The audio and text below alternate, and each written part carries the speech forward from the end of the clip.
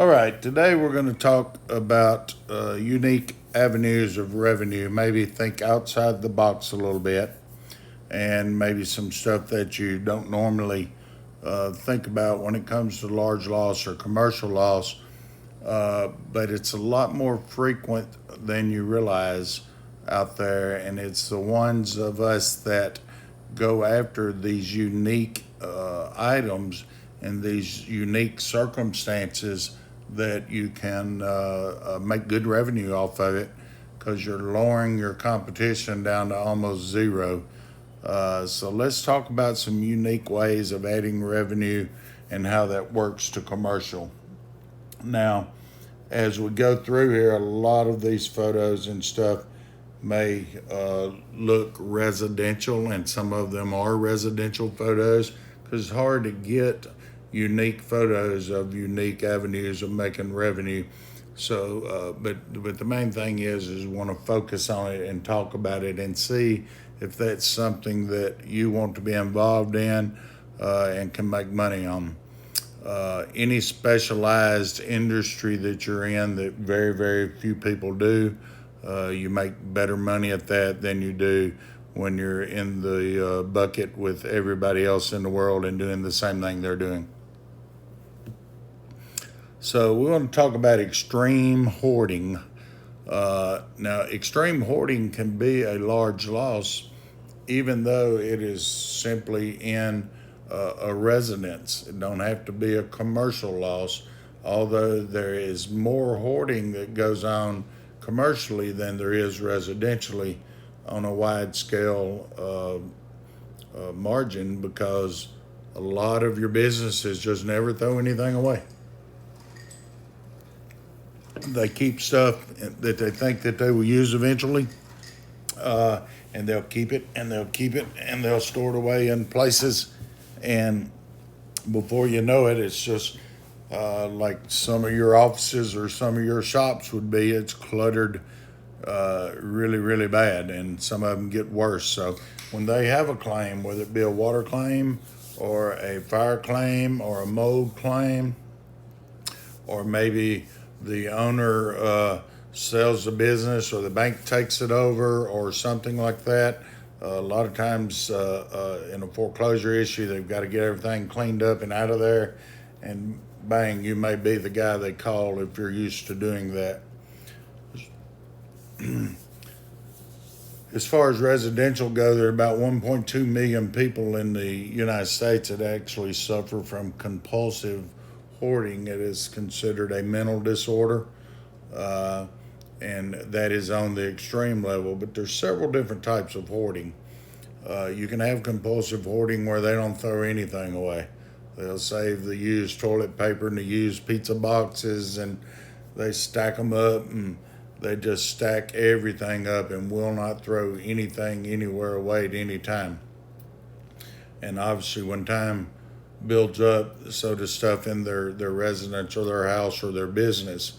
Then you have what's characteristically you see a lot more in businesses. It's just really not the nasty hoarding to where there's trash stacked up and saved and dead animals in there, but it's just stuff that people have not gotten rid of, stuff that people don't want to get rid of. And as a business owner, we all have the knowledge that we can keep something for years and years and years, and as soon as you throw it away, you'll need it within the next few days. So we all tend to have a little bit of tendency of hoarding about us, even though it's stuff we don't need. But when you get into a business fire or water on a commercial level, and that person is a hoarder, then you've got to deal with that. We're dealing right now with a mini storage, climate controlled warehouse fire. So that's a big building that used to be a bowling alley, actually. When bowling alley closed, the purchasers of the building converted that into indoor climate controlled mini storage. And they had a fire in the building, a fairly major fire. And so it's our job to go in and to help get this building clean, get all the mini storage containers clean, and you can imagine the tons and tons and tons of contents and stuff that are stored in these mini storage areas that we have to deal with. It's a very difficult job, it's very time consuming, and there's very few people that want to take on that task. So if your company wants to take on this unique task, there's unique money to be made there because your competition is not very big. Why do people hoard? A lot of different reasons. Sometimes it's a mental disorder. Sometimes they just don't believe in throwing something away that they might think they'll use. Sometimes it's sentimental value. So while for the most part we're not involved in the why and the emotional part of it, particularly when you get into the residential, you will be involved some in the emotional part because you're going to have to put up with emotional people there. A little less of that in our commercial industry that we're used to dealing in. Most of the time there, they've just got a lot of stuff that is stored and stacked up, and most of the time unorganized. And most of those people hoard, and it's unorganized because they run out of space, and they don't have the organizational skills or the people that does to keep it organized. Sort of like going into a parts house and no shelves in it, everything's just stacked on the floor. That type of hoarding and large amounts of stuff that you have to deal with. There's been instances in commercial buildings, as this is, you can see, that's a residence, but it's an apartment that's owned by somebody in a commercial building that is owned by someone. So even though the hoarding in this particular incident is residential in nature, the building is commercial in nature. So in this case, the hoarders set booby traps to keep people out. They found 100 tons of garbage that was in there. The bodies came up missing. They couldn't find them, and they wasn't found for weeks. The second body was found 10 feet from the door, and it took 3 weeks to find them due to the piles of stinking garbage in the building. They had actually dug and burrowed tunnels in between the rooms where they get on their hands and knees and crawl through the tunnels of garbage to go different places in the building so they could stack more stuff. As the story went, one person crawled into the tunnel and the tunnel collapsed. The other person that lived there crawled back to help that person, and the tunnel collapsed on him, and so now they just both lay there until they finally succumb to their the weight of the material or starved to death or whatever. But this is a commercial building, and once those people were found dead, and somebody had to deal with that 100 tons of garbage to get out of there. So say these are some of the extreme or unique hoarding cases that you can see across the United States. And these are jobs that most restoration companies don't want to touch. And they don't want to touch them because of the unknown. So if you prepare yourself, you prepare your crew that's going to work on stuff like this, to go in and do jobs like this, and you're ready for it, then it's not unknown to you, and it will be another day at the office. And once you begin to build a reputation for being able to go into large commercial buildings and clean up problems like this that people have left, then word will spread fast, and your unique process of work will become ways of making a lot of unique money that other people are just turning their head and not taking any interest in doing it. What makes hoarding different than collecting? It's just a little different. People collect stuff, and that's what you're going to see in a lot of commercial is really not hoarding, it's collecting. But people collect a large amount of stuff in a business or in a commercial building with a business, and they look at it more as collecting stuff. So they have possessions, they just have a lot of them. They're stacked up. We have a local repairman for refrigerators and stoves and washers and dryers, and I get nervous every time I go in there. He has parts stacked from floor to ceiling, being about 12 foot tall, in cardboard boxes, no shelves. If there are shelves in the store, I've never have been able to see them, but you literally have to turn sideways to walk into the aisle. If he needs to get past you, you have to walk sideways all the way back out the front door, and then about 20 feet past the front door and step over into the area where cars would park for him to get by you. That's how tight the store is. So imagine having to go in there and do a fire job or a water damage job and having to deal with that kind of stuff. So that guy's collecting. He knows where every part is and what he has and don't have, or at least in his mind he thinks he does. But he's collecting a lot of stuff. It's not nasty. It's just stacked up stuff that he's got in his possession. Which company wants to handle something like that? They have problems in those buildings every day, just like they do in other buildings. On the left, you have a collector. They have large stacks of books, but they're neatly organized and they're neatly done like that. Somebody might uh, uh, claim that they're a hoarder, and that would probably make them mad because their stuff's neat, nice, and organized.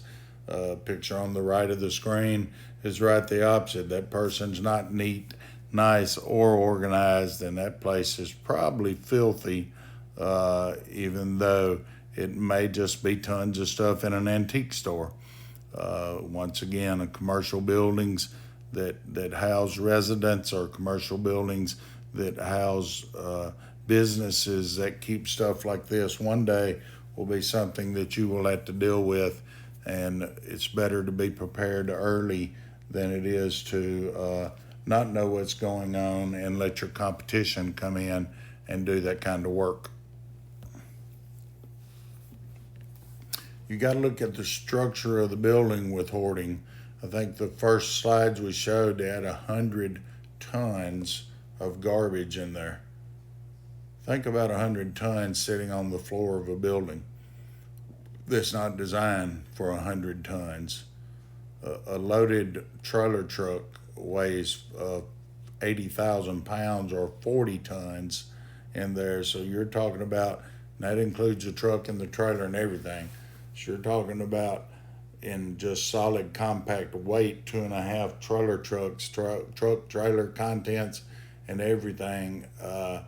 But when you compound that in the fact that a lot of that is lighter weight material and spread out, but that clearly was a 2 or 3 story building, if not taller, with 100 tons of it. You go in there with 12 or 14 more people, you're adding a few more pounds to it. You start moving stuff, collapses are a risk that you take and that you need to assess when you're going into a building, whether it be organized hoarding or disorganized hoarding. You got to consider the weight and the possibility that you could have collapses or weaknesses in the structure. Another reason you have problems is you could have wood rot in a one with a wooden floor, because they could have had water damage that they've never been able to see. They have no reason to suspect it. They can't see it. The water damage is on the floor from a slow or intermittent leak or something, or maybe a roof leak, or any kind of water source that you see every day. But because of the amount of stuff that's in the building, you cannot see it. So they simply don't know that the water leak occurs, and over a period of a couple of years, then the wood gets soft and starts to get wet rot on it, and that can cause collapse of the structure as well. So a little bit of danger there. Just be careful when you're working around it. Particularly, you go in like a fire situation, and then the fire department adds water to the organized chaos. So now, instead of 100 tons of relatively dry product, you've got 200 tons of extremely wet product. So be careful when you're dealing with that because of overload.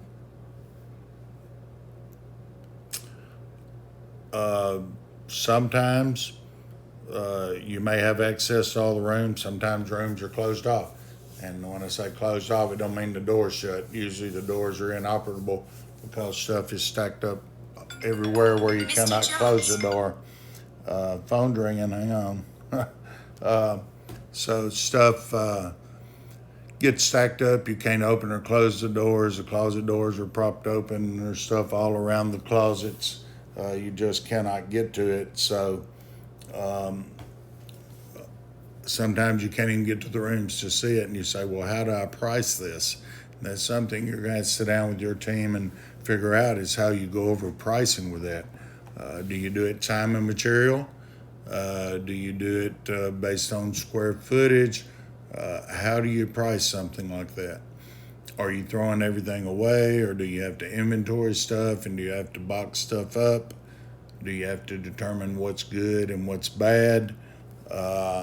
So how do you do that? When you get to talking about pricing, Mr. Bill Giannone is your expert on that, so speak with him on pricing on stuff like that and how best to do that to know how your company can make the money that you deserve to make when you're dealing in something like that. Just another picture of hoarding. On the left, you've got stacks of books. They're somewhat organized, but it's a little path there. If you move that black bag, you might can walk down through there and find a book if you're ever going to read it. Probably not. On screen right, it's just piled in the room to the extent you can't open or close the door. And on the right is in the area where you'll find that hidden water damage. You'll find the cat that came up missing 3 years ago. You'll find other stuff that the residents or tenants of the building have absolutely no idea that's in there, because you cannot get to it to see it, and it's a mammoth undertaking to get from 5 feet inside the room, let alone to the back wall of the room. So you're in the screen right, you're going to find a lot of hidden surprises, to where the one on screen left is some organized chaos. It may not be as bad, but still, with the organized chaos, if you're going in there to do a fire or water damage, you've got a ton of stuff in there. You've got to worry about policy limits if you're doing a fire and water and you come into contents like this. How are you going to deal with the fact that, they have $100,000 in contents limits, but they don't, that barely covers to get it out of the building so you can work on the building. You may have different issues there. What happens if there is no contents coverage, but you can't get to the building to work on it and it's soaking wet? And now you're going to have a mold loss and all that. So you have different coverage issues that you've got to be prepared to deal with, and figure out how to deal with those within the policy limits. And that may be where you need to employ someone to review the policy, or have the building or homeowner talk with the agent to review the policy. In most states, you cannot review the policy unless you're a public adjuster. And once you review the policy, you sort of cross that line. And in some places, you get in a little trouble. In some places, you can even go to jail in extreme circumstances. So know your laws in your state, know the rules of the game, know when you can determine policy and when you can't.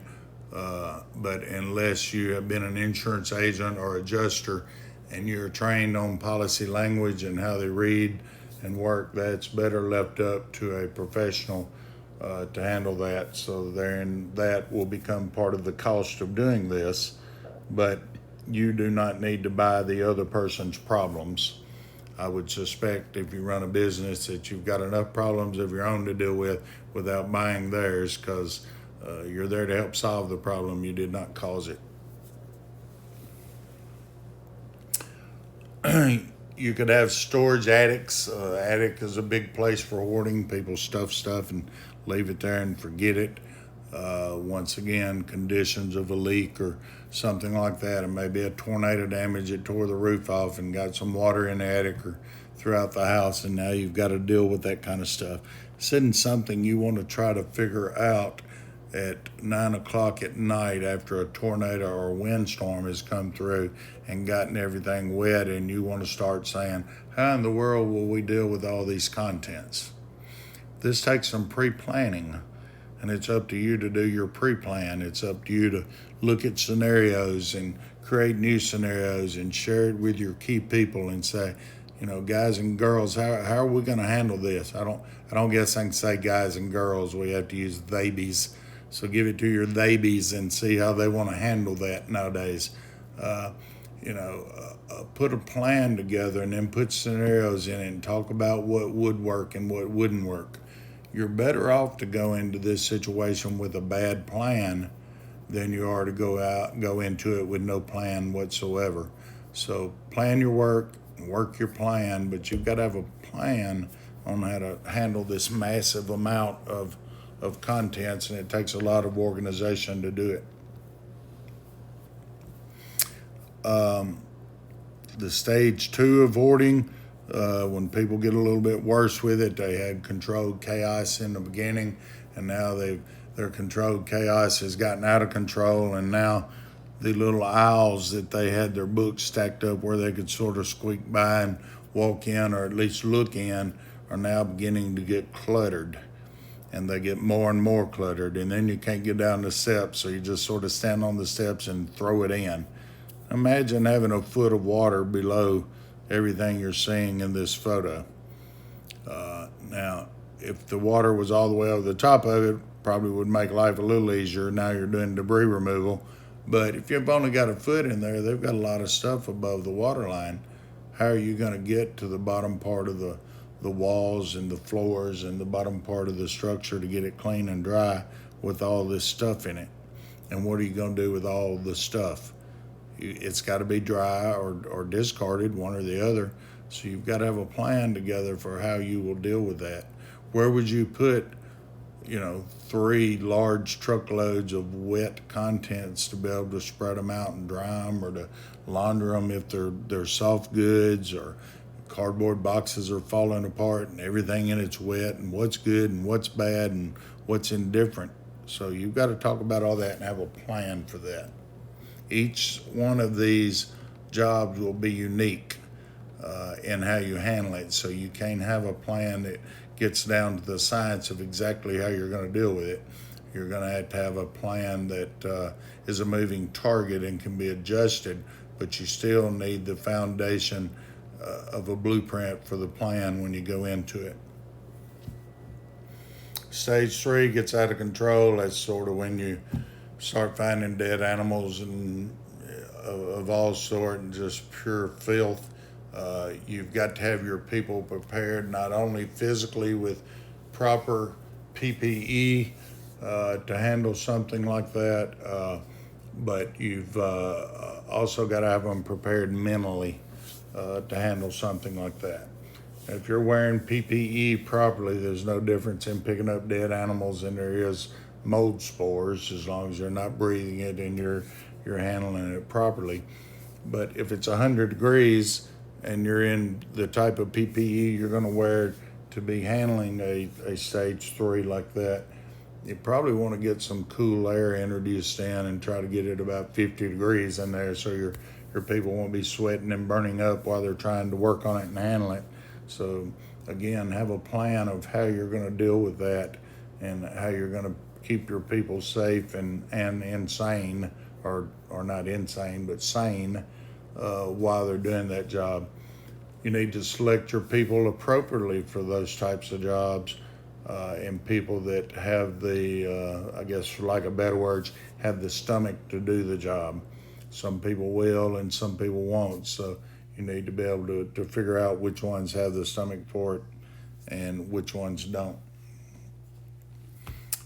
Some outside hoarding. This one would remind me of the appliance repair guy is talking about, because all his stuff is stacked outside. Now, the difference between this picture and the supplying appliance supply guy is this guy's got a path to walk through. My appliance guy on the outside don't have a path. He climbs over the top of stoves and refrigerators to look at the other one, and then he He may have a part for that one or this one, but it takes a while to get it out. And if it's too hard to get out and the part's too small, he just simply says no, I don't think that one will work anyway. So his compassion to keep all that stuff don't do any good when he can't get to it to be able to sell it or use it when you need to. But even if you're working on this building and the hoarding is going on outside, then you still got to get to the outside of the building to work on it. So how are you going to get up there and work on a roof if it's fire damage or wind damage and you can't even walk around the building good? So just some more examples of hoarding: rotten food, dead animals, rodents, fire hazards. A lot of the times these people hadn't had electricity on for years because they hoard so much they can't work. They just start hoarding stuff. They get behind on their bills. Their electricity and their water gets cut off. So sometimes you have that, but the stuff is extremely nasty. And you may say, I'm just not going to deal with those people. Well, they may be dead. So you may be working for the financial institution that has this 7-story building in it with 100 apartments, and you're working on this one that's in the basement. And they've got to have all that stuff cleaned out, and they've got to make that apartment clean and dry. And they have hired you to do that. Now, if you would like to gain unique revenue and to be able to add to the revenue you have, then you have to be able to do unique jobs, and this would be one of those. So you usually can land these jobs easier in an apartment building, as I just described, than you can in an individual resident. Again, unless the bank is taking it over and the bank needs to sell it and they want to get it cleaned out and clean and dry and sanitized, if you will. I wouldn't call it sanitized. I'd call it apply a hospital grade disinfectant. But want to get it clean and dry so they can put the property on the market. Just some more hoarding of stuff people saved, stuffed animals. Now, when you're dealing with the resident, if they're still around, now you're dealing with sentimental value stuff. You know, that belonged to my daughter or my niece or my this or my that. So you're dealing with a lot of sentimental stuff. So if you're dealing with a highly emotional or psychologically impaired person, then you will want to consider having somebody on site, such as a social worker or a psychiatrist or something like that, to deal with that person. Your people are simply not going to be trained to handle someone that's crying and screaming and grabbing stuff all day and wanting to save everything you bring out of the house without you being able to either throw it away or pack it away. They're not going to have the mental capacity from the homeowner or the average worker to handle that sort of crisis. So a good trained individual may need to be employed to help out with that situation when you're dealing with the emotions. Once again, in commercial buildings, you normally don't deal with that. You're dealing with the commercial building owner who is dealing with getting rid of the mess that a previous tenant has left behind. Brings to mind the in New York after Hurricane Sandy, we looked at 7 very large buildings on one of the boroughs or islands there. They all get mixed up. The buildings have been there since the early 1900s. It's about 6 or 8 million square feet. The basement floor on this 6 or 8 million square feet of 7 or 8 different buildings that were all interlinked together in various places had 4 feet of water in it during Sandy up to in the basement floor. There had been stuff stored since the 1800s or early 1900s in these basements there, and tenants that were renting the space on the first floor had never even been in the basement. They didn't even know what was down there. But this was most of these buildings were 6 or 8 stories tall. A couple of them were 4 stories, but they were sizable buildings. the bid to take all that stuff out of the basements and get rid of it was $12 million. So it's a little bit of unique avenues of ways of making money. Very difficult job to run. Very confined space in some areas. Buildings have been remodeled and this, that, and the other. But you will run into some stuff like that into large buildings where you've got multiple tenants in it. Just writing nasty stuff all over the place, and it's definitely a large demolition job. But again, have your people prepared to do that. It will make a difference if they put some consideration into it. All the little white spots in this small picture you're seeing are white rats. Don't know why the rats would stand there if there's nothing to eat, but evidently they're eating each other as they die and remultiplying because there seems to be plenty of food source there. It's definitely something here you've got to be prepared for both live and dead rodents and animals. Pest control would come into mind here. A security company to keep PETA away from you because they're not going to want to kill anything. But you've got to be prepared to have a way of handling this, and to send people in there around all these live rodents would not be a way of doing it. So you're going to have a way of having pest control services to get rid of the majority of the pests before you go into a building that is this nasty and start trying to deal with it. You simply can't just introduce enough heat to run them out, because then you're going to have to deal with a lot of neighbors somewhere that get all these rodents in there. So it has multiple problems that will require a lot of thinking and a lot of different agencies and people to help out with that. You're obviously going to have a mold job. You're going to have a Category 3 water damage. You're going to have feces and urine and you name it is going to be in there in a situation when you get into it like this. And again, in some of these commercial buildings in the basement, people never go down there. They're renting the first level or the second level above the basement. They have no clue what's in the basement. Brings to thought of a school we did in Chicago that had a tunnel system under the schools.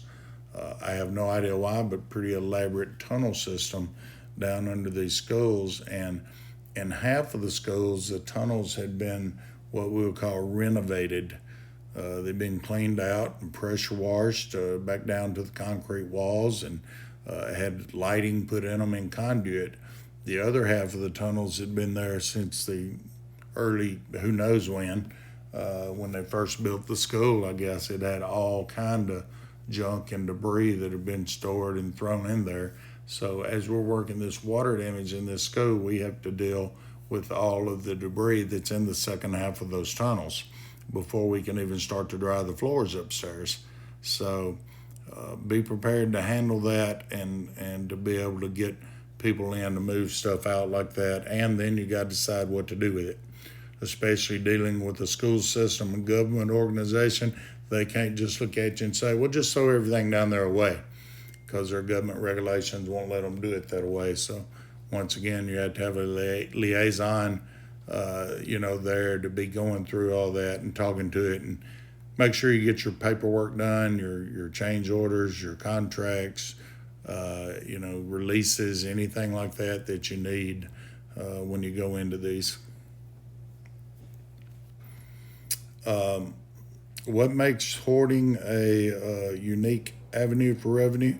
It's the fact that the same way every one of you looking at some of these pictures that are under the sound of my voice have turned your nose up and smirked a little bit at some of these pictures and said, shucks, that's nasty. You know it's nasty. So some people don't want to do that. Some of you may not want to do that. But for the ones of you that don't want to do it, talk to your other buddies in the group and they'll come to your town and do it for you maybe, because you can make a lot of good money at it and you have very, very, very little competition for doing it. So that's what makes it so unique, is not a lot of people wants to do it. I was talking to a gentleman one day that was pumping out a septic tank on a rental property, and I asked him as we're pumping out the tank. I said, I knew he was a very wealthy individual because his truck was probably worth $100,000. His pump truck, very, very nice, very clean pump truck to be pumping poop out of a septic tank. And I said, what made you want to get into the septic business? And he said, nobody wants to deal with shit. And he said, so I don't have any competition. And that's why I got into it, because I can make a lot of money doing it. And he said, as long as you keep all your tools and everything clean and organized, it's really not that nasty of a job. And, and going into a hoarding situation with nasty on it is the same. It just depends on how you look at it and how you're prepared to handle it. I wouldn't go into one of the real nasty sewage jobs or hoarding jobs with a thin Tyvek suit on it that's going to tear and rip the first time you brush your legs against something. I'm going to have big, tall rubber boots and maybe a Tyvek and maybe a rain suit on top of that. Get in there and protect yourself. Use PAPRs instead of your regular respirators. Use cooling vest or air conditioning in it. Keep barrels of disinfectant around, and 3-4 times a day spray disinfectant to try to keep stuff knocked down the best you can. So a lot of different ways you can prepare to get in there and get the job done right and keep your people safe and as comfortable as you can. You cannot do a sewage job or a really nasty job like this in a safe manner if people have sweat running off of them continuously. It gets in your mask, it gets in your eyes, you can't wipe your eyes, you can't get to them, your eyes are burning, your mask fills up with water, you just can't do it. So why are you buying that problem? You can very easily explain that, and you can very easily charge for an air conditioner big enough to cool the area and to make the atmosphere a lot more workable. If not an air conditioner, cooling vest, or containment hoods are better than masks. A containment hood is used a lot by the sand and soda blasting industry. Looks like a big welding hood you put on, something you'd see in outer space. It's got a collar that comes down around it, but it has an air hose that comes in from vented, filtered air from the outside, and it blows a constant stream of fresh air over your head and your face for you to breathe, and it blows all that cool air over your head and then down your body, and it's hard to get hot in that helmet. So it's, just little simple things like that, not very expensive. Now you're breathing air from outside, you're not breathing air from in the building, and you're staying cool while you're working. Some more just nasty hoarding. This one obviously has mold involved. So, when you get through with this hoarding job, you're going to have a mold job. That's the way of looking at it. Don't look like it's bad, but you're going to have a hoarding job. Then you're going to have a Category 3 water loss job. Then you're going to have a mold job. And if you do rebuild, then you're going to have a rebuild job possibly. Most of your banks, financial institutions, and landlords, etc., will want to hire you to get it clean and dry and disinfected to get it ready for a contractor, and then they'll either stop at that point or put a contractor in, unless you are a contractor and want to go in and get the rest of that done. And something this extreme, you're probably going to have to replace the wiring and possibly the plumbing in all those areas as well because of long-term corrosion. A lot of emotional strain on both the person doing the hoarding, the difference between hoarding and collecting. No emotional strain on a business owner that owns the appliance store that's collecting parts and stoves and refrigerators and dishwashers and washers and dryers, etc. There's no emotional involvement there. There's only financial involvement. He has parts that he don't want to lose. He's got it organized in his own mind, that the GE parts are on the left side of the building, the hot point parts are on the right side of the building, the Gen parts or wherever he's got them stored. So he's got some involvement there, but it's a financial decision, not an emotional one. So there's a little difference between the person collecting stuff and hoarding stuff. Although on the surface, when you open the door, the two appear to be the same, they're actually quite different. As far as your people go, it's going to be emotional strain on your people. Pick the tough ones. A good place to find people do this at fire departments. They're used to dealing with every kind of fire and emergency, and their skin's a little bit bulletproof. And most of them work one day and 2 days off. One day on, 2 days off. A lot of them like part-time jobs. So sometimes you can get folks like that can come in and help with this. They're used to wearing thick, heavy turnout gear, so the PPE don't bother them nearly as bad as it does some other people. You will have to deal with some landlords. You know, they're going to want it done as economically uh, possible as they can, but they also understand that the rest of their building's at risk if they don't get it done properly. They're probably going to want some type of certification or documentation at the end of the project that it is clean and inhabitable by the for other tenants, and probably something you'll need to discuss for your protection as well as theirs, of getting a indoor air quality professional in to do post remediation testing. Absolutely a waste of money to have them come into a situation such as that picture before you get it, clean and reasonably dry. It's just a waste of time for them to come out there and look at it. So once you get it clean and reasonably dry, and you've got your plan of action put together and your scope of work, and you get all that approved by the parties who are writing the checks and the other responsible parties, then you get the indoor air quality person in to come in and verify that you did a great job and that everything's clean and it's ready for occupants to reoccupy the building. And you'll want that for your safety as much as you do for theirs.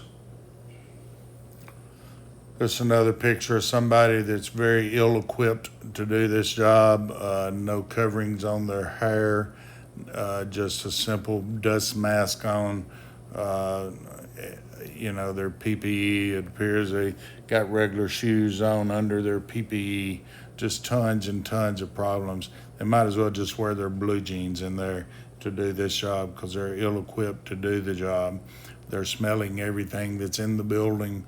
They're breathing all the bacteria and all the filth and nastiness that's in the building. So guarantee you they flip their hair with their hand to get it out of their eyes at least more than once, and wipe the sweat off their foreheads. So not a good way to put your workers in there to do that.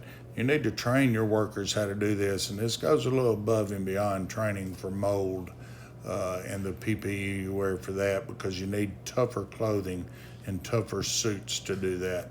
I know one company that actually uses dry suits or wet suits like you use when you're scuba diving, that they use to put on when they go into these, because they're real tough and puncture resistant and that kind of thing. So you need tougher clothes and be better prepared when you're going into these situations.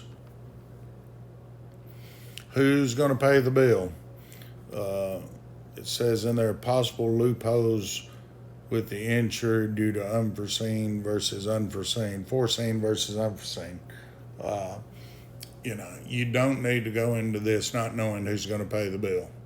You've never seen an insurance company in your life that at some point don't try to reduce the bill or get out of paying the bill. That's the reason they put loopholes, or I think they call them exclusions, in the policies that they write, because they're looking for an exclusion. It's like a long-term water damage or water leak. Well, long-term water leak may not be covered. This hoarding may be considered a long-term problem and may not be covered. So these are not emergency jobs such as that you're used to going on a new water damage job as much. So you've got an extra day or two to deal with these jobs and to figure out what's going on, but more importantly, figure out how you're getting paid and when you're getting paid, because I'm sure you don't want to do it for nothing. If you do like to do it without a contract and work for nothing, call me at the end of this and I'll give you all the jobs you want for nothing. So